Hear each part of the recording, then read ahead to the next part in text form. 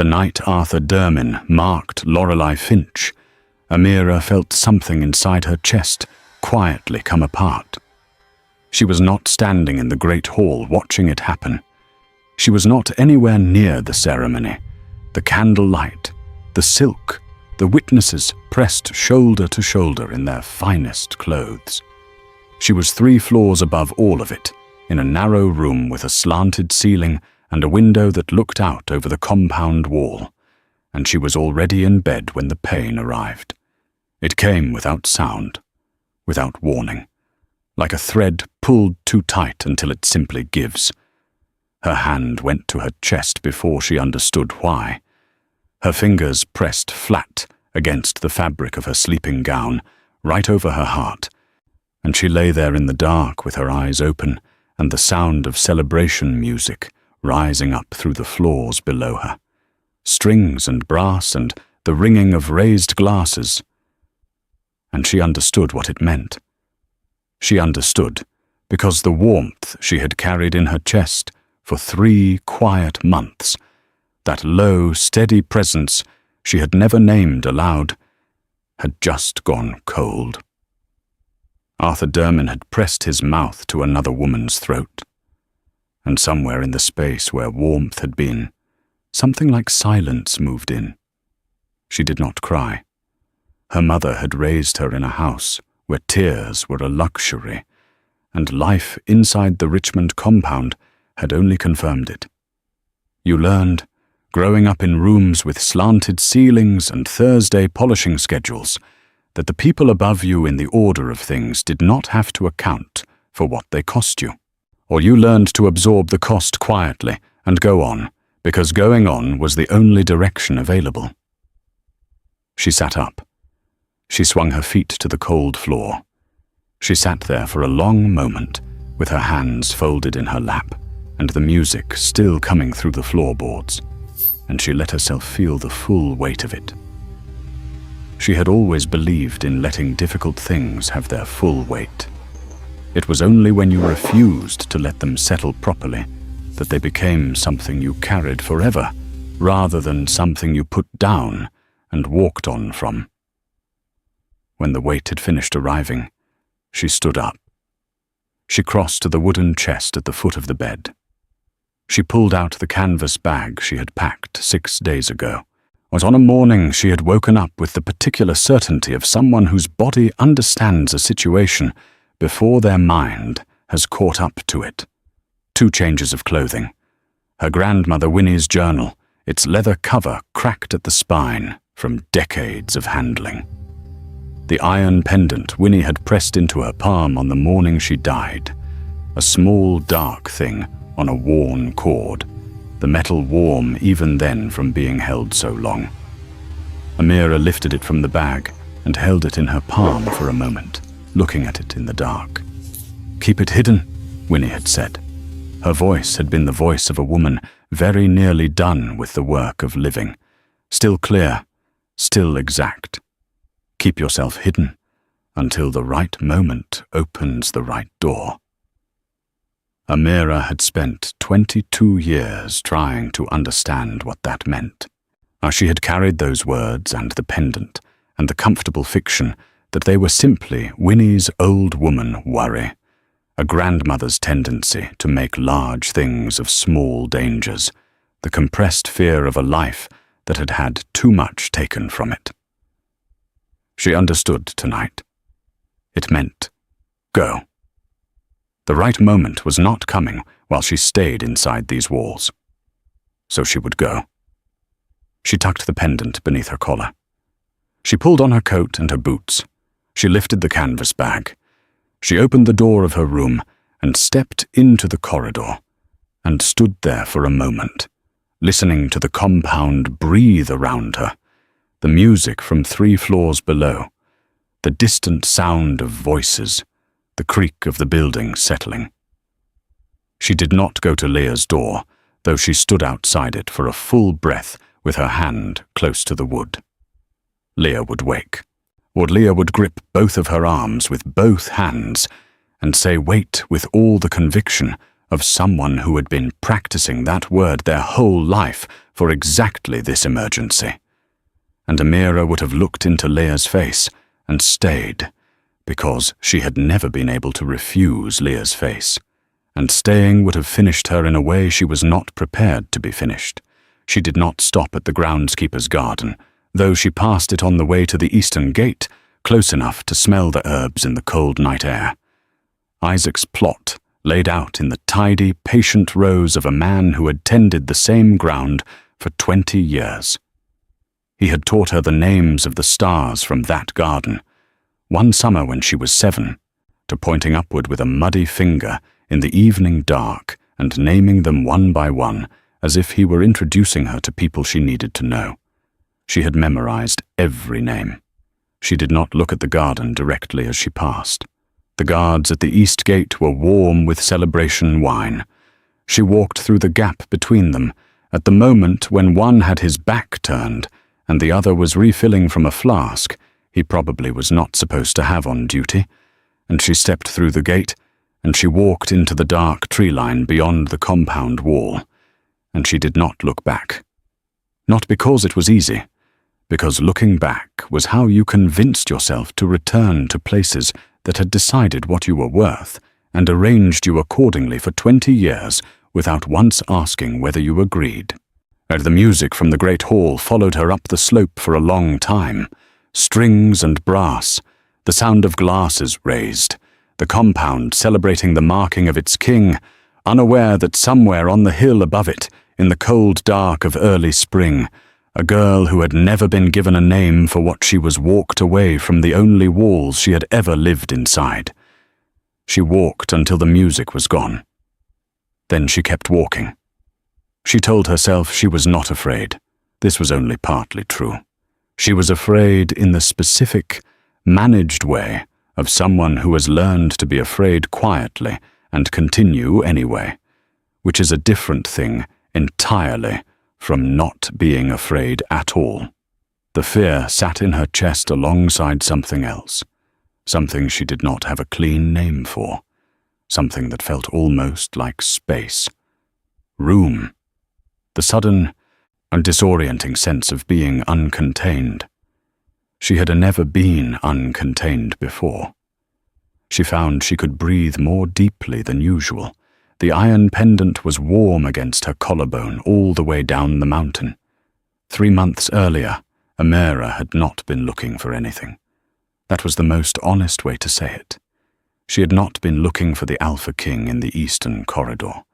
She had not been hoping to encounter him or rehearsing what she might say if she did, because those were not the kinds of thoughts available to a young woman whose Tuesday morning responsibility was delivering a sealed household message from the head of staff to the steward's anteroom. The corridor had been empty when she entered it, but there was no reasonable expectation that an ordinary hallway on an ordinary morning could change the internal landscape of a person simply by containing one more person than expected. But here is what happened. Arthur Dermin came out of the war room with a document in his hand, and his attention already 3 rooms ahead of his body, and they very nearly collided, and both of them stepped back, and their eyes met. 2 seconds. Perhaps 3. In those seconds, the iron pendant beneath Amira's collar went from cool to warm so suddenly that she almost raised her hand to check it. She did not. She took a breath. She looked at Arthur Dermin, the Alpha King of the Richmond compound, of the man who occupied the kind of rank that was supposed to make looking at him directly, a thing you did carefully and briefly and with awareness of your position. And she noticed that he was not moving. He was standing very still. His eyes had not gone to the next thing the way they always did. They had stayed, briefly, on her. Then he recovered. She recovered. She moved to the side of the corridor. He moved on. The distance between them opened, and she walked the rest of the hallway, on legs that were operating entirely on stubbornness, delivered the message, returned to her duties, and spent the rest of the day pretending nothing had happened. The pendant stayed warm until she was asleep. She sat with it for a week before she told Leah. She was not ready to tell Leah on the day it happened, was because Leah loved her with the particular intensity of someone who believed absolutely that Amira deserved more than she had been given, and was always looking for evidence of the universe beginning to agree. She needed to examine the thing herself first.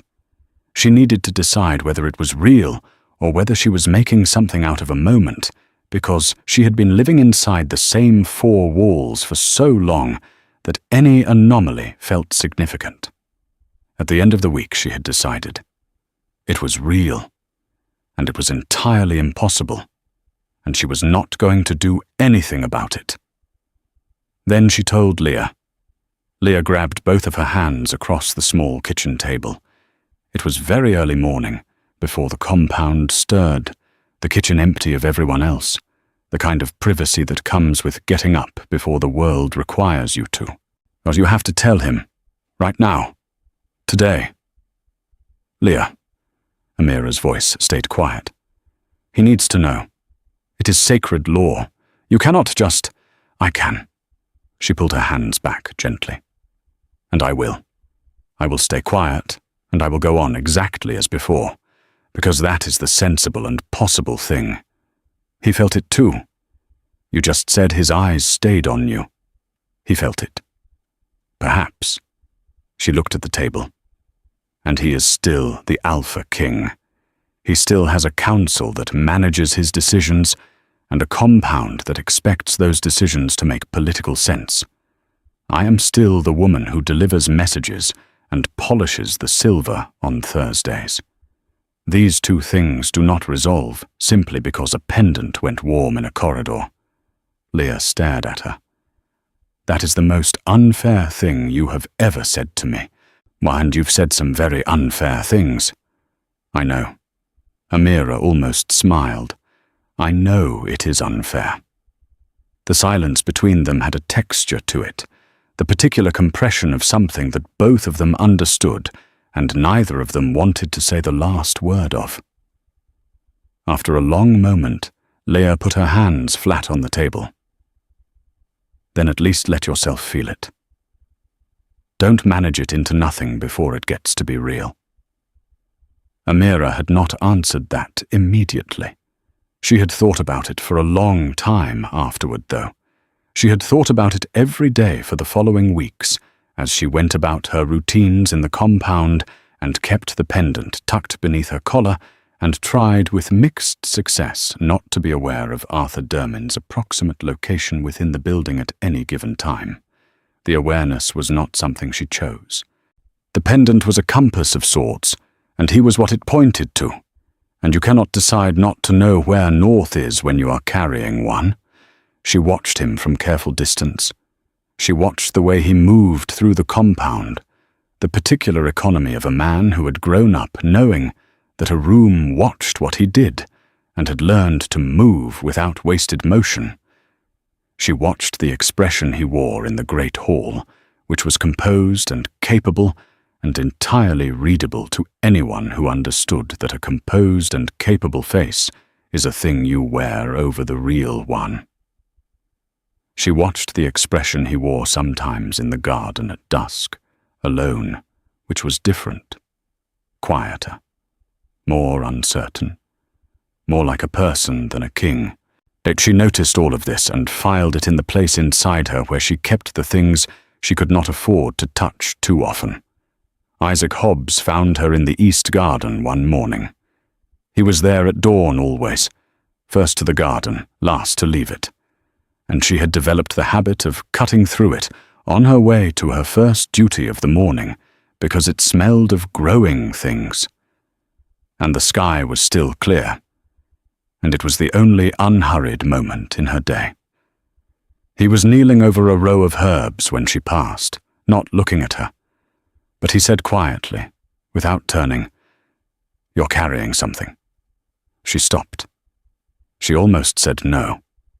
Then she said, "I always carry something." "Different carrying," he said, still not turning. His hands moved through the soil with the patience of someone who has been doing this long enough to trust the process completely. The kind that comes with something happening that you haven't decided what to do with. She stood there for a moment. Isaac never pressed. He was the only person she knew who could make a statement and then simply leave it there, available, without requiring her to pick it up immediately. "I am fine," she said. "I always find a way to be fine."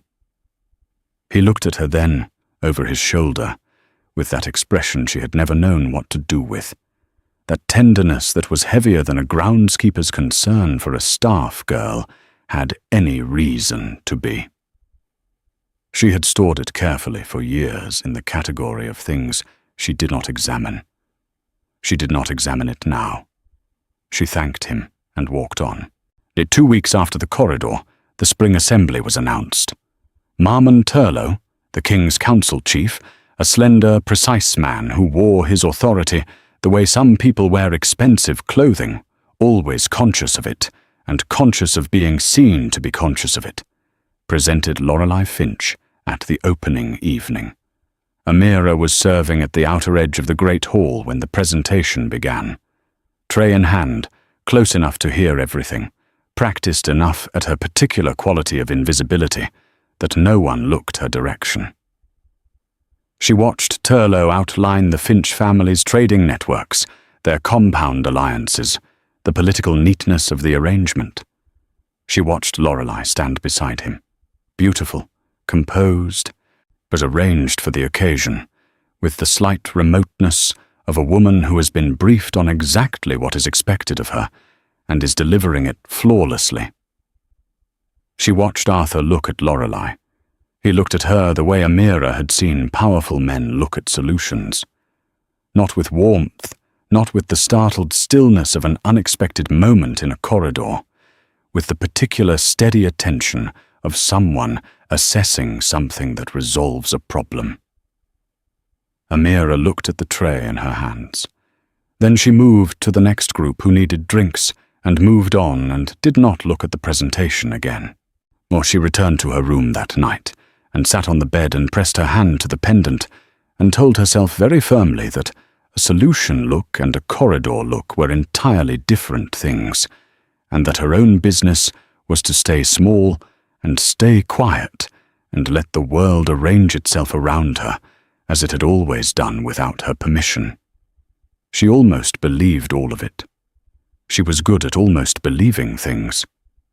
3 weeks after that, the marking ceremony was announced. She had 3 days of knowing before the night it happened. 3 days of carrying it very carefully in the space behind her ribs, of going about her duties with the same careful usefulness that had always been her greatest asset and greatest limitation simultaneously. 3 days of waking before dawn and lying in the dark and having the particular conversation with herself that people have when they know something is about to end and they are trying to decide whether to acknowledge it or simply let it happen around them. She decided, in the end, to let it happen, and it happened. And then she got up, and she took the packed bag from the chest, and she left. The village of Clovis Hollow was 3 mountain passes east of the Richmond compound and several decades behind it in pace. It was the kind of village that moved according to its own rhythms. The bread schedule, the market day, the particular temperature at which the mountain snowmelt could be trusted, rather than according to anything as external as politics or compound news. It was small enough that a stranger arriving on foot with a canvas bag was noticed, and settled enough that a stranger who was quiet and useful and kept consistent hours became, after a few weeks, simply a feature of the place rather than a subject of ongoing interest. Amira had arrived 6 weeks ago with flour dust on her borrowed boots and a name she had chosen carefully. Sarah. Short, clean, common enough not to be notable. She had introduced herself to Ephraim Doolin at the bakehouse as a traveller looking for temporary work, and Ephraim had looked her over once with the evaluating eye of a man who had been running the same business for 30 years, and knew in 40 seconds whether a person would be reliable. 5 in the morning, he said. Don't be late. She was never late. She built her days out of the early hours, flour and water and the specific mathematics of dough, the satisfaction of work that has visible results by mid-morning, the smell of bread filling the small rooms of the bakehouse before the village was entirely awake. Ephraim baked 5 days and rested 2, and on the rest days she cleaned and organized and kept the storage rooms in the meticulous order she had been maintaining compound storerooms in since she was 14. He paid her on Friday evenings without drama, and asked no questions on any day of the week, which made him, she thought, one of the finest employers she had ever had. She wore her hair up and covered. She kept the pendant tucked deep beneath her collar. She answered to Sarah without hesitation, and with the same straightforward warmth she had always used with people she needed to be at ease around her. She kept her eyes at the level of conversations rather than above them, which was not humility, so much as the deeply ingrained reflex of someone who had learned that making yourself slightly smaller than your surroundings was the best way to pass unnoticed. She had been almost peaceful. Almost. The almost was the part that lived in the dark of her room above the bakehouse after the village had gone to sleep, and she was alone with the sound of the mountain wind and the absence where the pendant's warmth used to echo differently. She missed Leah in a way she had not anticipated, not the soft ache of ordinary homesickness, but something more specific, more physical, the way you miss a limb. She and Leah had spent 22 years in the same compound, sleeping 2 floors apart, eating in the same kitchen, navigating the same institutional world with the particular closeness of 2 people who have learned that they are each other's best evidence that they exist. She had written a letter to Leah on her 3rd week, 4 full pages, written in the quiet of the small desk in her room, with the lamp at its lowest, the whole village asleep outside. She wrote everything she hadn't been able to say before she left, an explanation, a justification, and then, when those ran out, simply the truth. What the corridor had felt like, what the marking night had felt like, what it felt like to walk through the eastern gate into the dark and discover that the fear you have been bracing for your whole life is, in the actual moment, considerably smaller than the relief. She folded the letter. She addressed it. She put it in the lining of the canvas bag. She did not send it. A sent letter was a trail. The unsent one was a gift she was keeping for later, when later arrived. On her 5th week, a woman named Gundred from the row of houses behind the market square knocked on the bakehouse door on a Thursday evening and invited her to a community fire in the square. "We do it every few weeks," Gundred said. She was a broad woman with a pleasant face and the direct manner of someone who had been the primary social organizer of a small village for long enough that the role had become structural. "You should come. You've been here long enough." Amira had gone. She had sat at the outer edge of the group with a cup of something warm and listened to people talk about the damaged section of the mountain road and the Hansen family's new baby and whether the harvest spacing would need adjusting this year. She had not talked much herself. She had not needed to. After a while she was simply there, one more body in the warmth of the fire, and no one required anything further from her. The pendant stayed cool all evening, completely still against her skin. She noticed the coolness. She noticed what it meant, that she was far enough away from the Richmond compound, far enough from Arthur Dermin specifically, that the pendant had nothing to respond to.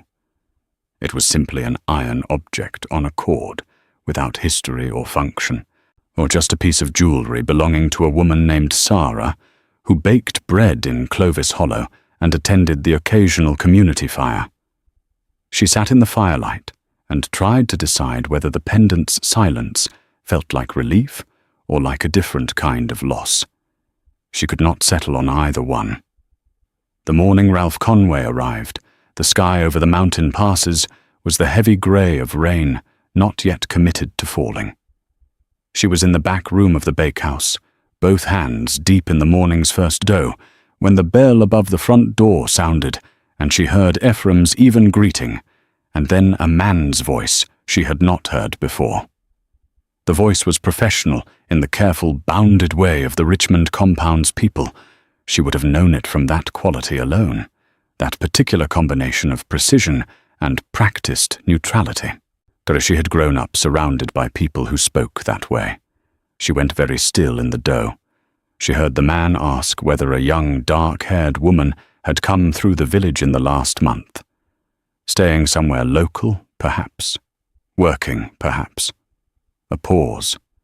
Ephraim's voice, unhurried, the voice of a man who had been asked questions by strangers before and had a sense of when a question deserved a careful answer. He got all kinds through on the mountain road, he said. He didn't keep close track, he said. He couldn't say for certain. She heard the man thank him. The door. Hoofbeats on cobblestone, moving away. She finished the dough. She shaped the first loaves. She finished the full morning shift. She climbed the stairs to her room and sat on the edge of the bed and looked at the floorboards for a long time. They were looking for her. Or someone at the compound had sent a man to ask questions in border villages, 3 mountain passes east of home, which meant the disappearance had not simply settled, which meant someone considered her unfinished business. She pulled the canvas bag from beneath the bed. She checked it, the journal, the clothing, the pendant, the unsent letter still folded in the lining. Then the pendant went warm. Not the low warmth of her own fear. Not the warmth of a held thing taking on body heat. The warmth it had gone to in a corridor on an ordinary Tuesday. That warmth, directional and specific, like a signal sent and received. Her hand went to her collar. Downstairs, the front door opened again. Different footsteps this time. Heavier, longer stride, a cadence she had never consciously studied and could not have described precisely, but that her body recognized with a certainty that bypassed thought entirely. She knew those footsteps. She had spent 3 months accidentally memorizing them, while pretending very hard that she was doing no such thing. The Alpha King had come himself. She sat with that understanding for a moment, the canvas bag in her hands, the pendant warm against her chest, the rain beginning to tap against the window. "Go," the first voice said. The voice that had said, "Go on the marking night." The voice she had obeyed without question. "The right moment," said a different voice. Winnie's voice, patient and sure. "The right door." She put the bag down. She stood. She straightened her collar. She pressed her palms flat against her apron to still them. She was afraid. She was afraid in the quiet, managed way she had always been afraid of things that mattered, the fear present and real and acknowledged and set aside because something else was required. She walked downstairs. Arthur Dermin stood in the doorway of Ephraim Doolin's bakehouse and looked like a man who had run out of distance. He was not in court clothes, riding leathers, travel dusty, with 3 days of mountain road on him, the kind of wear that cannot be arranged, that is simply the result of a body working hard across difficult terrain for an extended period, without stopping to consider presentation. He was tired in a way she had never seen him at the compound, where he was always composed. The tiredness had moved into the lines of him, into the set of his shoulders, into the space just behind his eyes. But he was there. He had come, and Ephraim had slipped silently into the back room with the neat efficiency of a man who has survived decades in the service of other people's complicated moments by knowing exactly when to remove himself. The bakehouse was quiet, warm from the morning's baking, the bread smell thick and sweet, the early rain picking up its rhythm against the small front window. Amira stood behind the counter. She looked at him. He looked at her. A full moment passed without either of them speaking. "You left," he said. It was not an accusation or a demand or a plea. It was an observation, delivered in the specific tone of someone who has spent 3 weeks on mountain roads preparing something more adequate to the situation, and found, at the crucial moment, that all of it had dissolved. "Yes," she said. The single word sat between them. She added nothing to it. He had stated what was true. She had confirmed it. That was a complete exchange, and she saw no reason to elaborate beyond it. He came further into the room. The morning rain was audible now, properly falling, tapping at the window with steady intention. He stopped at the other side of the counter. He looked at her in the way he had looked at her in the corridor, the stillness, the attention that was not moving on to the next thing. Up close, the tiredness was more specific. She could see it clearly, and beneath it, something else she did not immediately have a name for. "The marking," he began. He stopped. "You do not owe me an explanation." She said it before he could find the next word, because she needed to say it cleanly, without hesitation, and then hear how it sounded aloud. "You are the king. The marking was yours to give. Turlo presented the arrangement. You accepted it. The ceremony was completed. I understand how these things work." "Amira, I was staff." She kept her voice level. "I have always been staff. That is the context." Something moved in his face, a tightening around the eyes, not anger, something more interior, more uncomfortable with itself. "I felt the bond reverse," he said. 3 nights after the ceremony. 3 nights after, I woke up and it was as clear as the corridor had been. Clearer, because this time it wasn't 2 seconds in a hallway, it was the whole thing, fully, and I understood exactly what it was. He paused. I rode the next morning, Ralph ahead to ask questions, I behind him, because I could not. He stopped again, searching for the right shape of it, because what was in that corridor needed me to stop being careful about it and do something instead. She looked at him. The rain was steady outside. The bread smell was very present in the warm air. The pendant against her chest was warm. Steadily, certainly warm. She said, "You might have done something about it before the ceremony." It landed where she aimed it. "Yes," he said, quietly, without defense, without justification, just the word. "You might have said something to me, or to Turlo, or simply done nothing about the arrangement for long enough to understand what the corridor meant before you let the arrangement become permanent. Yes. Instead, you let the arrangement proceed because it was politically clean. Yes. Rougher now, the word more textured, more aware of itself. And now you are here." She looked at him. "And I am here. And we are on the other side of a marking ceremony that has since been dissolved by a woman who is significantly more honest than anyone gave her credit for being." He was still. She had not planned to say any of that. She had planned to be quiet and composed and manage the conversation into something neat. But the morning, after 6 weeks of bread and silence, and the shape of an unsent letter in the lining of a bag, had apparently changed what she was willing to contain. She was surprised to find it felt better. Not completely, but some. Arthur said, "Tell me about the pendant." The shift was unexpected enough that she looked at him more carefully. The way he said it, not demanding, but direct, like someone who has decided that a particular conversation needs to happen, and is choosing the moment for it deliberately. Or, it belonged to my grandmother, she said. She gave it to me the morning she died. She told me to keep it hidden. Hidden from whom? She didn't say. She paused. I assumed it was her way of giving me something to hold on to. She was old and afraid, and she wanted me to have something of hers. I thought it was that simple. He looked at where the pendant pressed against the front of her collar through the fabric, and the expression on his face was the expression of someone who knows something and is working out how to say it without getting ahead of himself.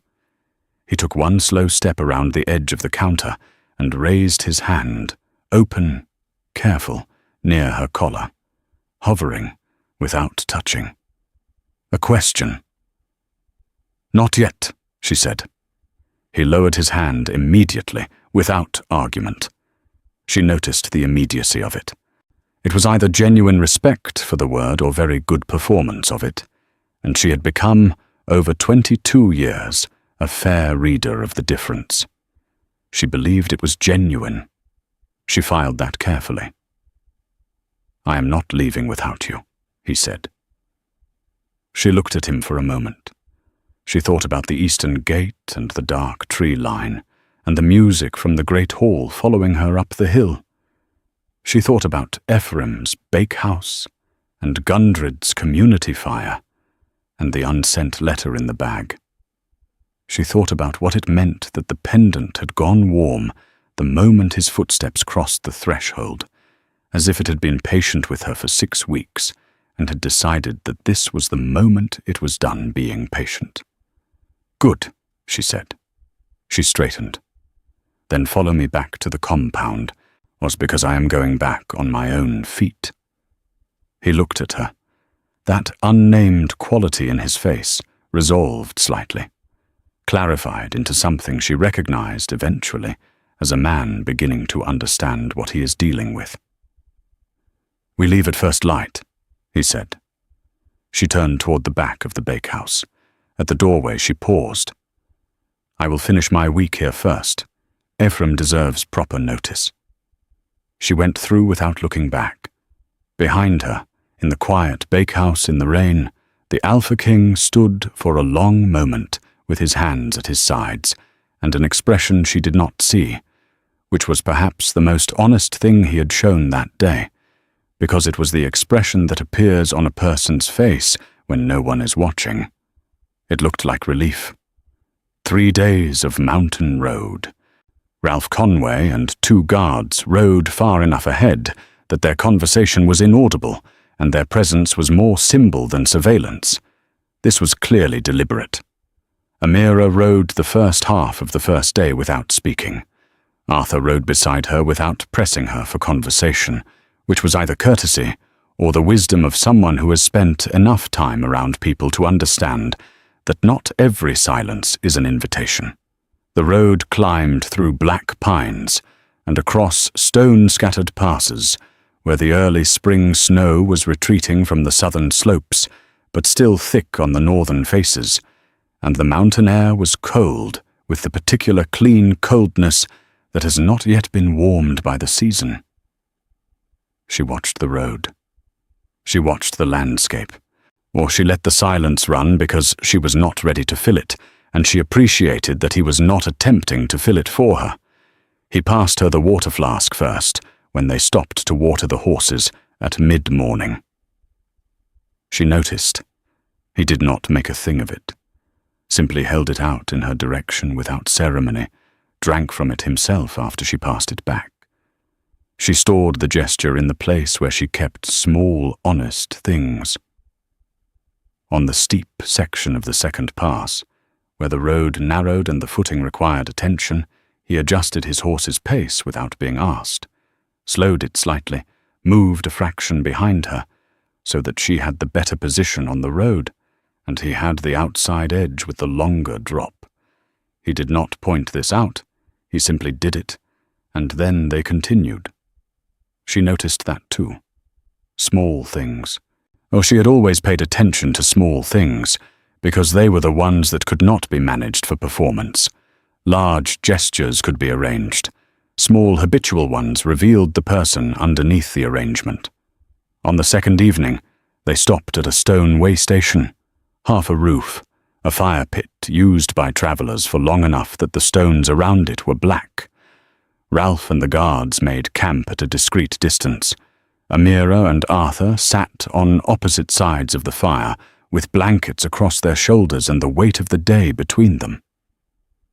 She looked at the fire for a while. He looked at the fire. Outside, the mountain quiet was absolute. Not the stillness of absence, but the stillness of something very large being very still. "Can I ask you something?" "Yes," he said, without hesitation. "When you marked her..." She kept her voice level. "Did you feel anything?" He was quiet for longer than she expected. She let the question sit, because that was what you did with questions that needed room.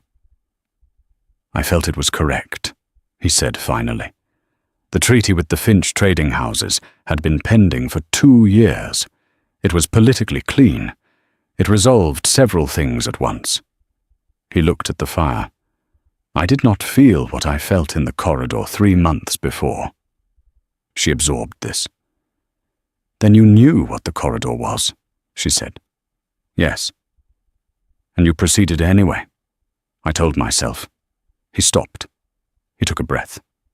"I told myself it was manageable, that I hadn't acted on the corridor, so it had not officially occurred, that the feeling would settle. Everything seemed manageable," she said, "until the marking night." "Yes." The fire shifted. A log settled with a soft collapse of ash. Outside, somewhere on the mountain above them, something moved briefly through the trees, and then went still. After a while, Amira reached into her coat and drew out Winnie's journal. She had not opened it yet. She had been carrying it for 6 weeks, and had not opened it because she understood instinctively that it contained something she needed to be properly ready for. She held it on her knees.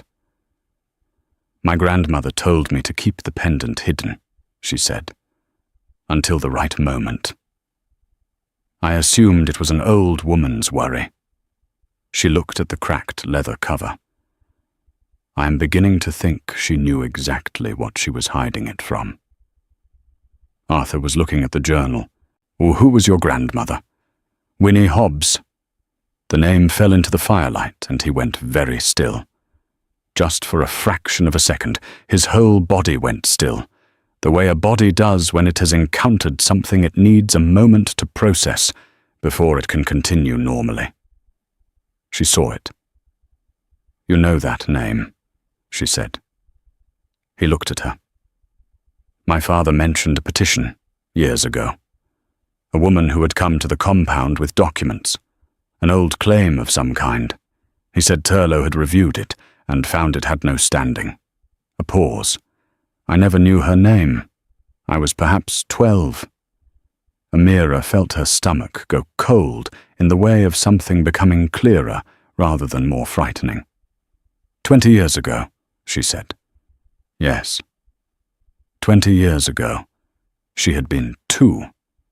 Old enough to have been carried rather than walked through a gate, but young enough to have no memory of what Winnie was carrying when they arrived, or why, or what she had expected to happen.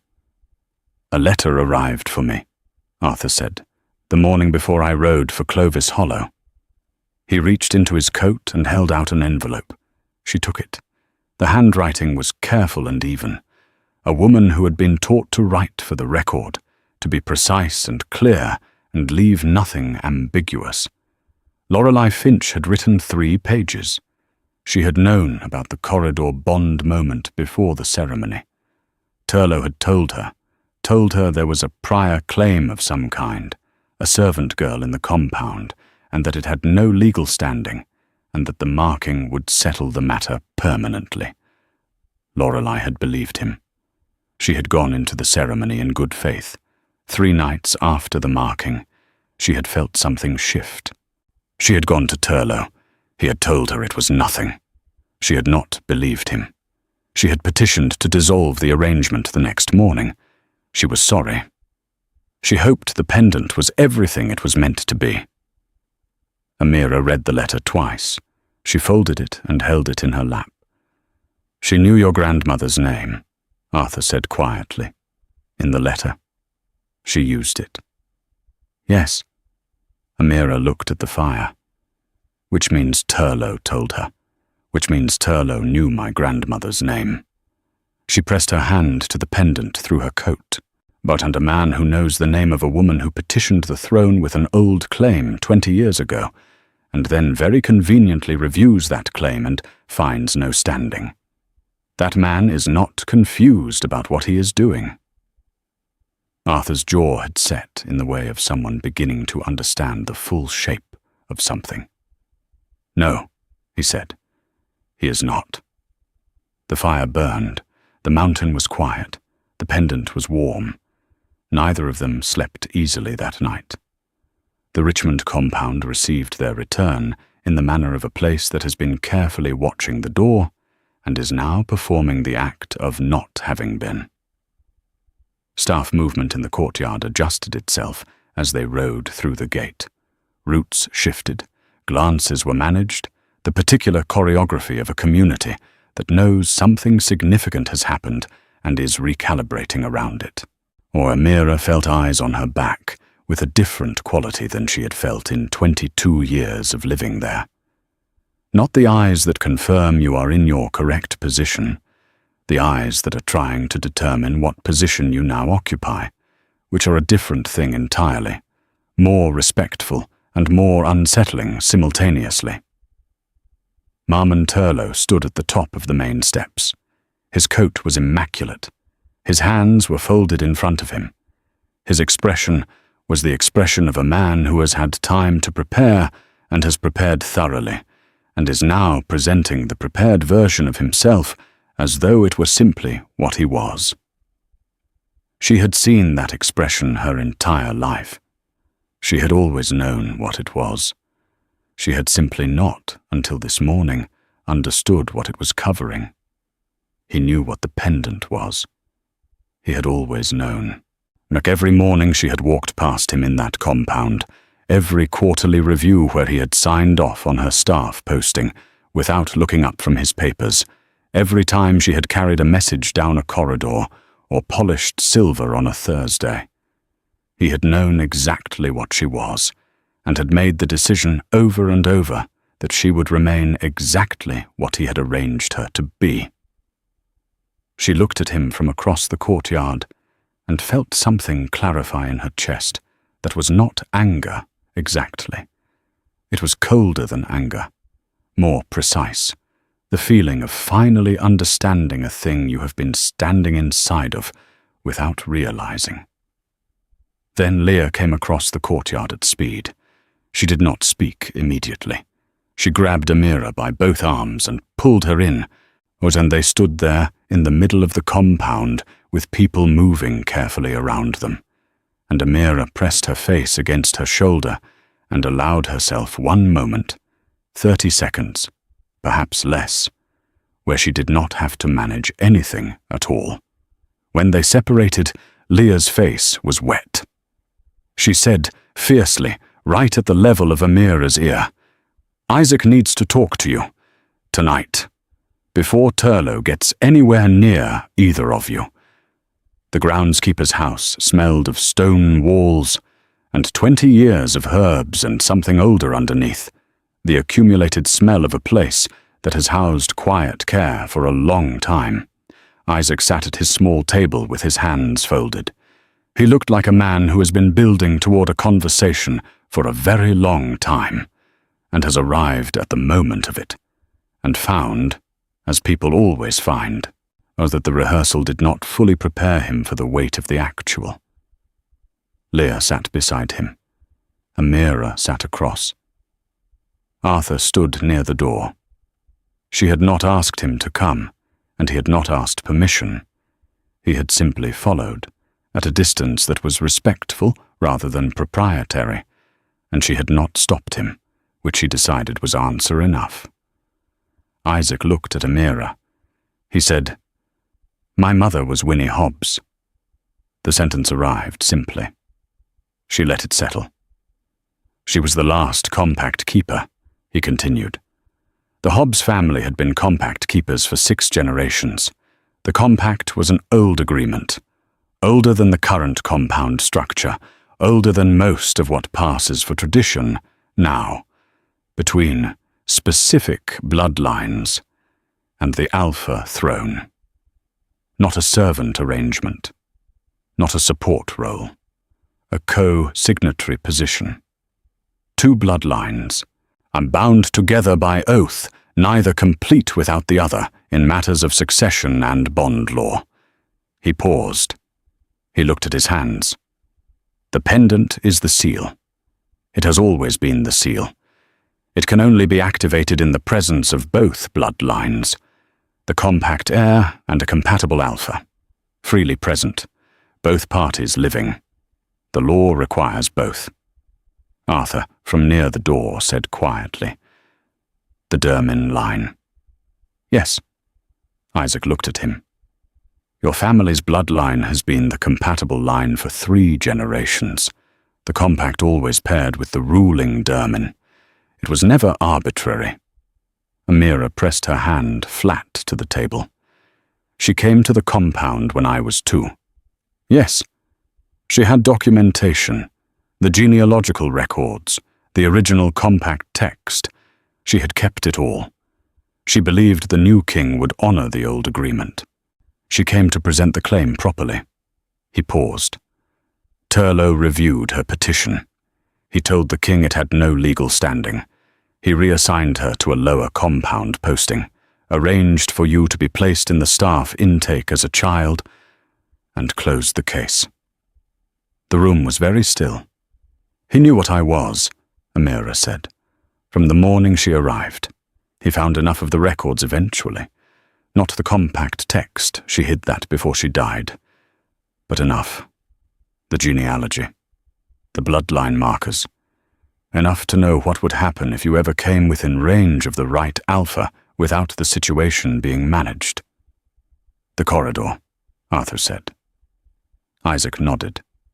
He accelerated the Finch arrangement within 2 days of the corridor moment. He needed the marking completed and sealed before the pendant had a chance to activate publicly. Arthur's jaw was tight. He knew about the corridor. One of his people told him the same day. Leah had been holding Isaac's hand for several minutes without realizing it. She said quietly, "And what am I in all of this?" Isaac looked at his daughter. The expression on his face was the expression of a parent who has been holding a true thing in trust for a long time, and has arrived at the moment when holding it any longer would be the wrong thing. "Your mother and Amira's mother were sisters," he said. "Winnie's daughter, Amira's mother, left the compound when Amira was very young. She left her with Winnie. When Winnie died, Amira came to me because Winnie asked me to look after her." He paused. "You are her half-sister. Yet you have always been her family. I wanted you close to each other. Growing up, I thought proximity was enough." The room absorbed this. Amira looked at Leah. 22 years of something she had never had the right word for rearranged itself quietly in her chest and took the name it had always been waiting for. Half-sister. Family by blood. Not just by the luck of being placed in adjacent rooms of the same compound and discovering, over 2 decades, that they suited each other at a fundamental level. Leah stared at her. Then she said, very quietly, "I always felt like you were mine." "You are," Amira said. "You have always been." The door opened without a knock. Turlough entered with 2 council members behind him, but no guards, the choice of a man who considers a groundskeeper's house beneath the level of formality that requires reinforcement. He looked at Isaac, at Leah, at Amira, at Arthur. He did not look at the pendant.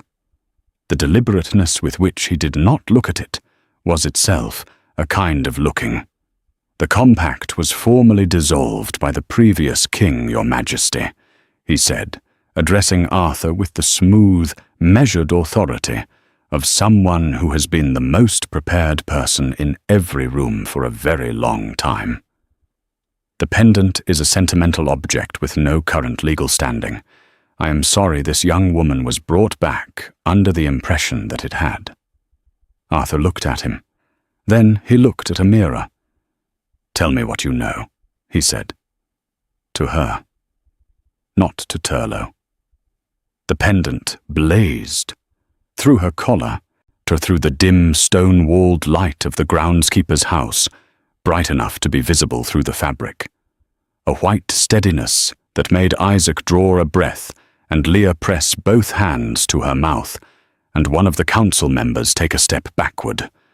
Turlo took one sharp step back. His composure cracked. 1 second, just one.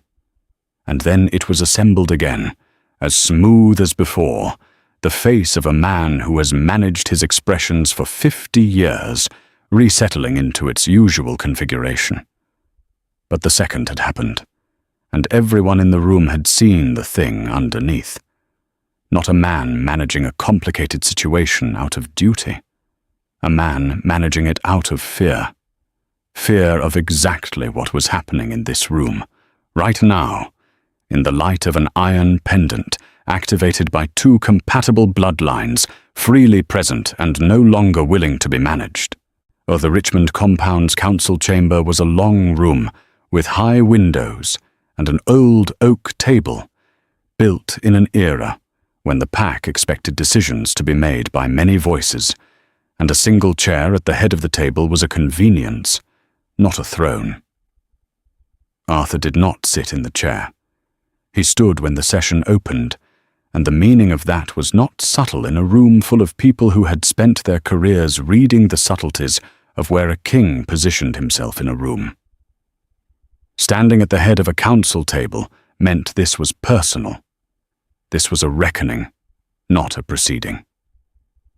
The chamber held 30 people, council members, senior pack representatives, the compound secretary with her record book, and along the walls, staff members who had found reasons to be nearby.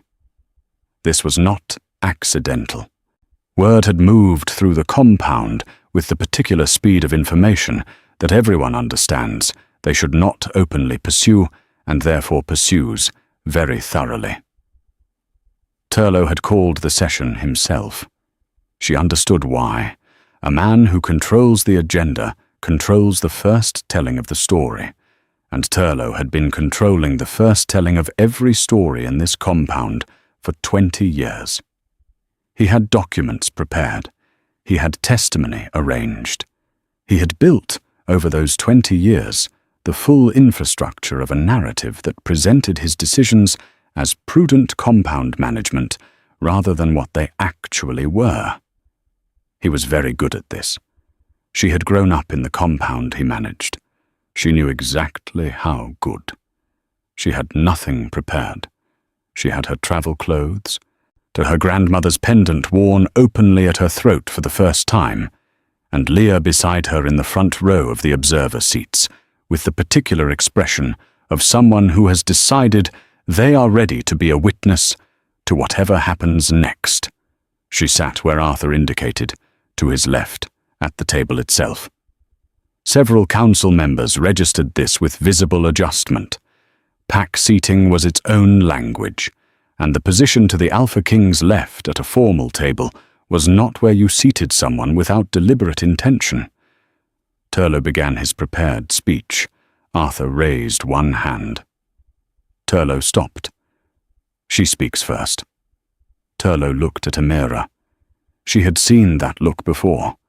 Every Tuesday morning message delivery, every quarterly staff review, every moment she had existed within his line of sight for 22 years.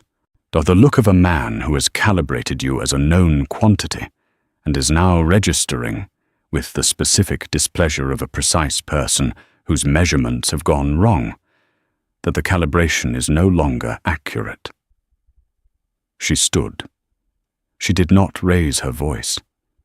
She had spent her whole life in rooms where she had no institutional authority, and she had learned in those rooms that the quietest voices were the ones people leaned forward to hear, and leaning forward was a kind of ceding, and she had always preferred to make people lean. She told them about the morning Winnie arrived at the compound with a 2-year-old and a petition and documents that should have opened a conversation about old law and living bloodlines. She named the petition precisely. She named what Turlough had done with it.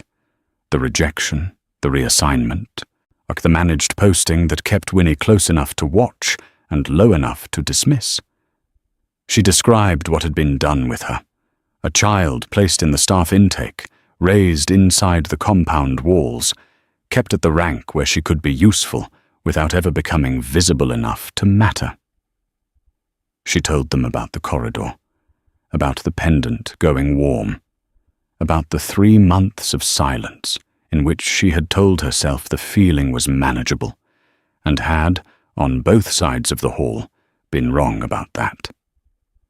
She told them about the marking ceremony, about waking at midnight to the fracture of something, about packing a canvas bag and walking through the eastern gate in the dark and understanding, for the first time, what her grandmother had meant by the right door. She told them about Clovis Hollow, or about 6 weeks of flower and silence, and a false name and an unsent letter in the lining of a bag. About the morning Ralph Conway asked questions in a bakehouse, and the afternoon the pendant blazed warm the moment a familiar footstep crossed the threshold. She delivered all of it plainly, without performance, without the decoration of visible grief, without looking at anything in the room except the people she was addressing.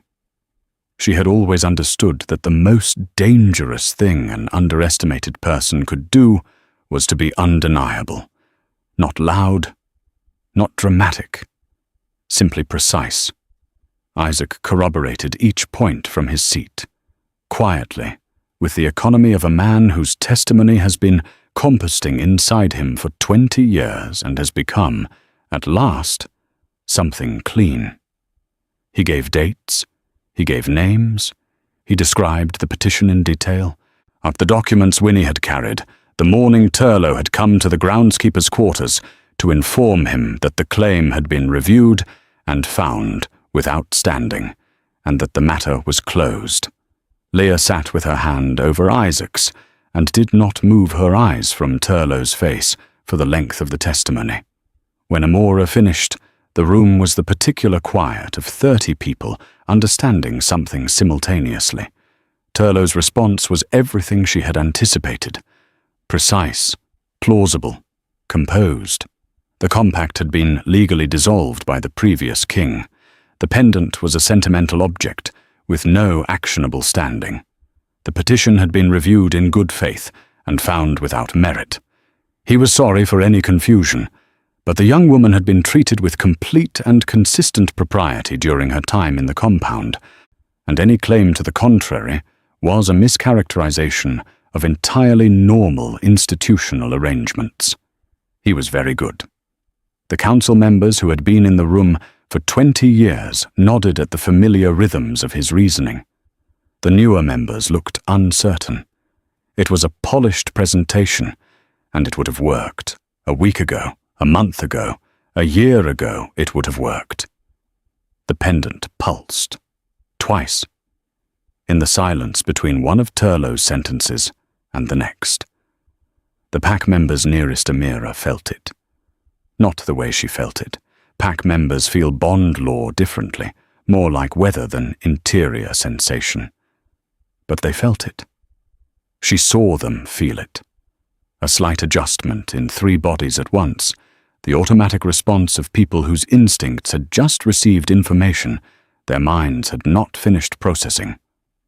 Turlough continued. He was building the case out of material that was losing its shape, even as he spoke. She watched it happen.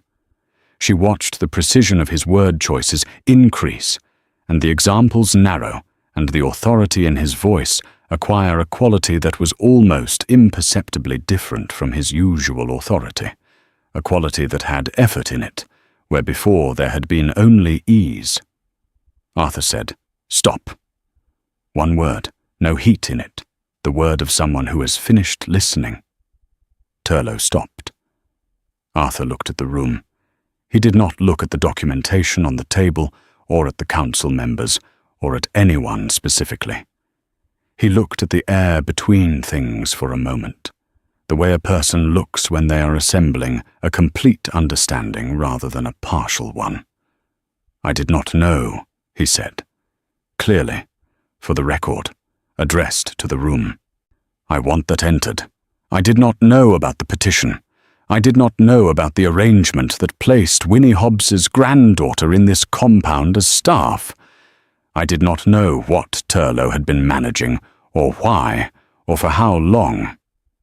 The chamber was absolutely still. "I also want it entered that not knowing is its own kind of failure for a king." He said it with the same plainness, the same directness. "A king who is governed by the decisions of his council, chief, without his knowledge, is not governing. He is being governed. I will not do that again." He turned to Turlough. He looked at him the way you look at something, when all your thinking about it has finished, and only the decision remains. "You managed my father's reign. You managed the Finch arrangement. You managed a living person's entire life to prevent a seal from activating that you had no right to suppress." His voice had the quality of level ground, flat and firm, and without variation. "You are removed from the council as of this moment. The formal charges will be prepared by morning." Turlough opened his mouth. "Bess?" Arthur's personal guard had stood at the room's edge for the entire session. She came forward now, unhurried, certain, the movement of someone who has made peace with the moral weight of what they are doing before they do it. She took Turlough's arm. Not roughly, definitively. He did not struggle. Men like Turlough, she understood, rarely struggled visibly. They submitted to the current moment with complete composure while calculating the shape of the next one. While he walked out of the council chamber with his coat still immaculate and his face still arranged, and Bess closed the door behind them. The room began to breathe again. Conversation broke out across the table. Controlled, measured, the sound of an institution reorganizing around a sudden absence. Council members leaned to each other. The secretary wrote quickly. The staff along the walls exchanged glances that contained entire conversations. Amira stood still. The pendant was quiet against her chest, simply present, resting, as if it had delivered what it came to deliver and was content to wait now. The room emptied gradually. The council members filed out in clusters. The secretary gathered her notes. The last person through the door pulled it shut, and the chamber was empty, except for the old oak table and the high windows and the two of them. Arthur said, "I should have asked who you were the day I opened that door." She looked at the pendant, then at him. "Yes," she said. "You should have." He did not offer anything further. He did not try to wrap the day into something easier.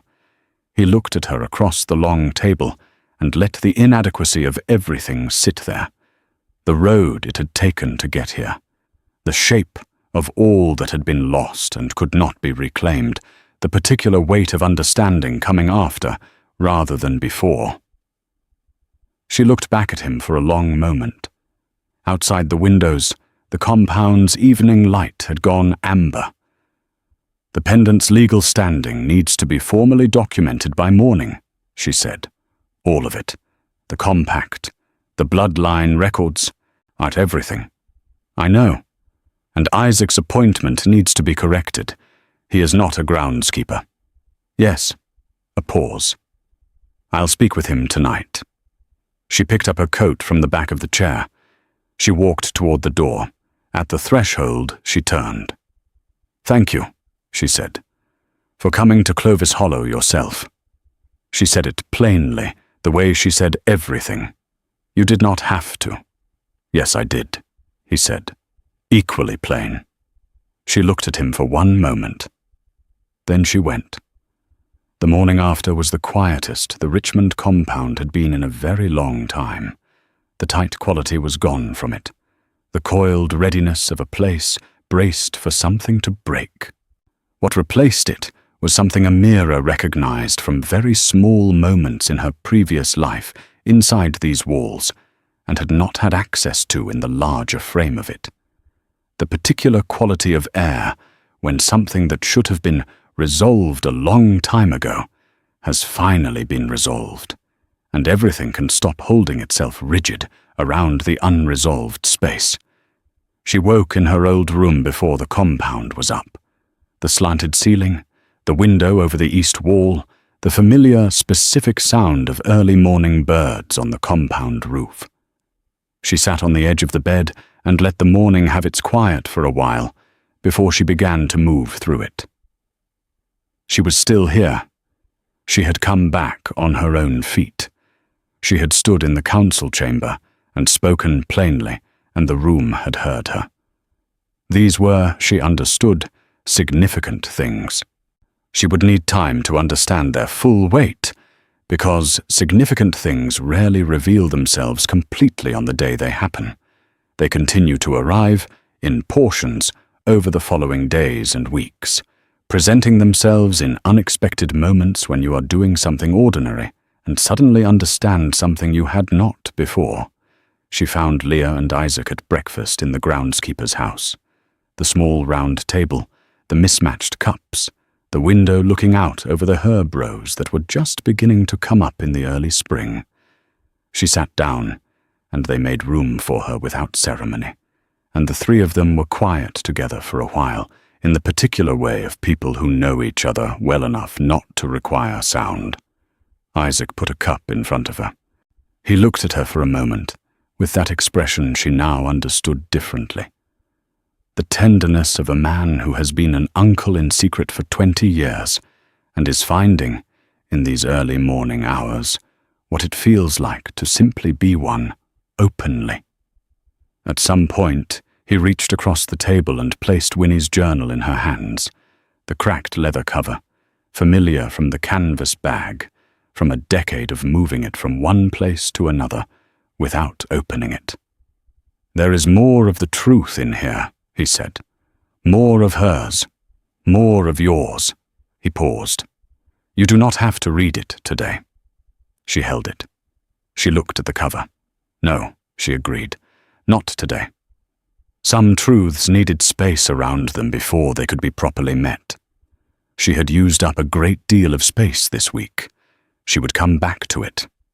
After breakfast, Leah walked with her through the compound, not the back corridors, not the routes she had spent 22 years using to avoid the parts of the compound where being noticed might cause problems. The main paths. Through the courtyard, past the great hall, along the south wing where the council members had their offices. Leah walked beside her with her shoulder close and said nothing. People looked at them. Amira did not adjust her pace. Some of the looking was the simple recalibration of people updating their understanding. Some of it was warmer. Staff members who had worked alongside her for years, who had watched her be invisible and had never known why, now looking with the expression of people who understand they were watching something, but had not had the context to name it. She did not require anything from any of them, and she had not, she realized, required anything from anyone in 22 years. She had made herself entirely self-sufficient in the way of people who learn early that requiring things leads to being reminded that you are not in a position to require them. She was, she thought, going to have to learn a different skill, a slower, harder one. She found the east garden at mid-morning, in the thin warmth of a spring sun, still working out what it intended to be. She sat on the low stone wall at the edge of Isaac's herb rows. The herbs smelled of the season, green and fresh and uncertain, the smell of things that had survived the winter and were beginning to remember that they were alive. She heard the garden gate. She did not turn immediately. She sat for a moment with her hands in her lap and the herb smell in the air, and let the footsteps cross the garden toward her before she looked. Arthur sat beside her on the wall. He did not speak. She appreciated this. The spring sun was in and out, dependent on clouds. A bird was working the far wall in the industrious way of birds who have decided it is time to begin. The compound moved around them. Morning routines, the sound of the kitchen, someone in a far wing calling to someone else. "Lorelei has written again," she said eventually. "To me." She looked at the herbs. "She says to tell you she does not regret the dissolution. She says the Finch trading arrangement should be renegotiated on terms that do not require anyone to bind themselves to something their soul did not choose." A pause. She said that last part very directly. She always was direct. The way he said it was neither quite fondness nor quite regret, something more complicated, the honest acknowledgement of someone who understands they were both used by the same person for different purposes. "She deserved better than being arranged," Amira said. "Yes." He looked at the wall, at the herbs. "So did you." The bird in the far wall went quiet briefly. A cloud moved across the sun. The garden cooled. "The compact documentation is being evaluated today," he said. "The original text, Isaac knew where Winnie had hidden a copy. The council secretary has it. Your standing will be formally acknowledged by tomorrow. All of it. The compact heir's position within the pack structure, the legal record, everything." He paused. "This is not contingent on anything between us. I want to be clear about that. Your standing is yours. It does not require you to decide anything about anything else." She looked at her hands. The pendant was still and quiet at her throat. "I know," she said. "I believe that you mean it." "What do you want?" he asked. She looked at him. The question was plain in a way that some plain things are not, stripped of implication, stripped of agenda. Not a rhetorical frame for something he had already decided. A genuine question, delivered by someone who had perhaps not asked it enough of himself, and is trying to practice a different habit. She had been building the answer for weeks. It had come together in portions. On the mountain road, in the council chamber, in the groundskeeper's house at dawn, sitting on the garden wall in the thin spring warmth. "I want the compact's position sealed in writing before anything personal is decided between us," she said. "My standing documented, real and recorded. Not a favor. A right." He nodded. "I want Leah acknowledged as my sister. Not as the groundskeeper's daughter, not as staff. As my family, with whatever that carries in the compound structure. Yes, I want Isaac given a proper appointment, something that reflects what he is. He has kept this compound running for 20 years, and kept a secret at personal cost for the same 20 years out of love for his mother and belief in what she was protecting.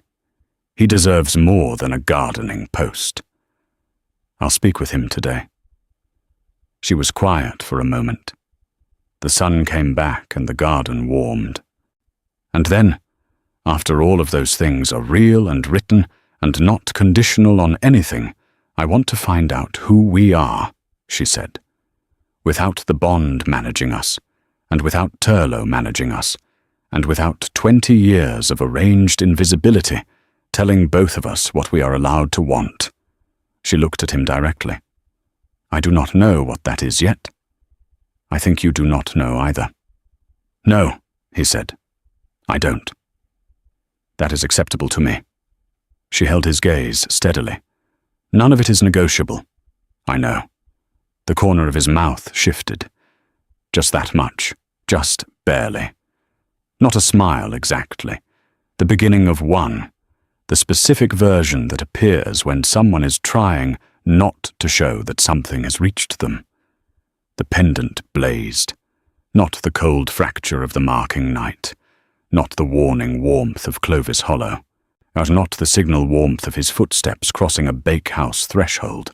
This was something older and stiller, the feeling of a thing completing itself, a seal engaging, two bloodlines freely and consciously present in the same space for the first time without anyone managing the situation around them. The brightness moved through the fabric of her collar and into the morning air of the garden. Arthur looked at it. He did not reach for it. He looked at it the way a person looks at something they intend to approach with patience rather than urgency. She reached up and drew it from beneath her collar. She held it in her open palm. The iron, dark with age, warm from her skin, small and utterly unremarkable in the way of objects that contain histories larger than themselves. Winnie's pendant, Winnie's seal, her own inheritance. No, she did not put it away. For the first time in 22 years, she held it in the open air without hiding it, and let the morning light fall on it in the east garden of the Richmond compound, and did not look around to see whether anyone was watching. They sat on the stone wall until the spring sun had decided to commit, and the herbs had come fully awake, and the compound had moved through the morning into the middle of the day around them. They did not talk much. There was a quality to the silence that did not require talking. Later, days or a week, the exact distance does not matter, Amira and Leah and Isaac sat in the east garden in the long evening light, and Isaac named the stars as they came out. He began with the ones he had shown Amira when she was 7, the first cluster, the horizon markers, and the group that rises in early spring and stays until midsummer, and then moved to the ones he had shown Leah, growing up in the same compound in the same garden, 2 floors away from her half-sister, not knowing it, being given the same map without knowing it was the same map. The overlap was remarkable. Almost every star he had shown one of them, he had shown the other. Arthur came through the garden gate at dusk. He had done this on several evenings by now, come to the garden at the end of the day, and sat at the outer edge of what was happening without requiring himself to be at the center of it. He had learned, in these weeks, that there was a quality of presence available to him that he had not previously accessed, the quality of being in a room as a member of it, rather than the reason for it. He was practicing this. But Leah was arguing, with cheerful confidence and complete incorrectness, about the proper name of a cluster near the eastern horizon. Isaac was patiently explaining that she was thinking of the autumn cluster, which would not be visible for another 5 months. Amira was watching this with the quiet satisfaction of someone who knows exactly who is right and is in no hurry for the argument to resolve. Arthur listened. He looked at Amira. She turned and found him looking, which was new. She had spent 3 months carefully not catching him looking, and she did not do that anymore. She looked back. The spring evening light was soft, and the garden smelled of herbs, and the pendant rested at her throat, warm and steady and open. She thought about the canvas bag under the bed in Clovis Hollow. She thought about the eastern gate and the dark tree line. She thought about the cord she had learned to pull tight between fear and forward motion, and how many times she had pulled it and kept walking. She was not pulling it now. She was sitting on a stone wall in the evening light with her family, and the thing she had been managing for so long she had forgotten. It had a name, was resting. Simply resting. The stars came out. Isaac named them. Leah argued about half of them. Amira corrected her. The argument went on pleasantly for a long time, the way arguments between people who know each other's position and are not actually trying to win do. She looked up at the sky her grandmother had asked her to wait for. The pendant at her throat was warm. What the compound was quiet around her, in the way of a place that had stopped holding something rigid and was beginning, slowly, to remember how to be still. She had not waited in the end. She had chosen to leave, and then she had chosen to come back. And both of those were hers. Every step of the road between the eastern gate and the bakehouse door and the council chamber and the garden wall, hers. Not managed, not arranged, not decided by a man with a folded petition and 20 years of careful practice. She had walked that road on her own feet. She pressed her hand to the pendant for a moment, just a moment, just the warmth of it. And then she let it go and looked back at the stars. They were very clear tonight. The good ones always were.